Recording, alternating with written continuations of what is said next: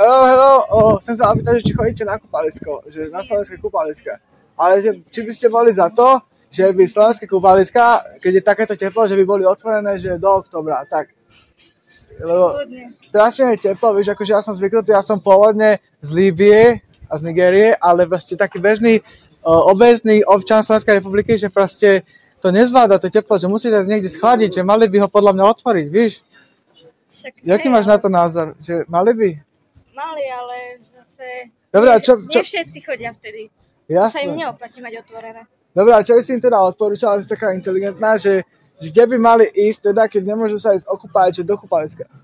Ale každý má zase doma sprchu. Nech sa kúpu. Ale to nie je zase taký zážitok, víš? Napríklad jazero?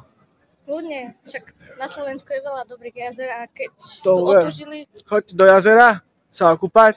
A dobre, za to, že si dobre odpovedala, čo máš na trošku Manhattan? Tak, a New York, takže super, to je dobrá téma na rap, takže zarepujem ti na tému New York a Manhattan. Idem do Manhattanu a užijem si tam fajnú zábavu a spalím tam nejakú čaju a dám si potom s ňou niekde kavu a potom ju zoberiem do hotelu a bude dobre, budem mať zábavu a spravím si vždy dobrú náladu a zarepujem to rýchlo aj odzadu aj odpedu a stále idem ako cowboy, homeboy, choď do Manhattanu, do New Yorku, choď tam, budeš mať srandu vonku. Podľa teba, akože je to dobrá prezentácia New Yorku ako mesta takého? Áno. Dobre, tak ďakujem, že si zapojila. Maj sa krásne, čau.